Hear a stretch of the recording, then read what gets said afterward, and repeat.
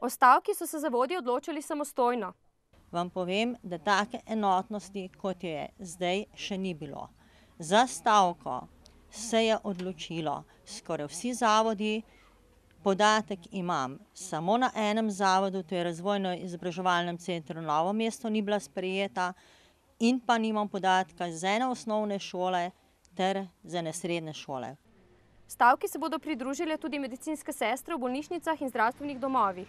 Bodo se nam pa pridružile na shodu, ki imamo organiziranega jutri za 11:55 na Glavnem trgu. Sicer bo to miren, dostojanstven shod stavkujočih.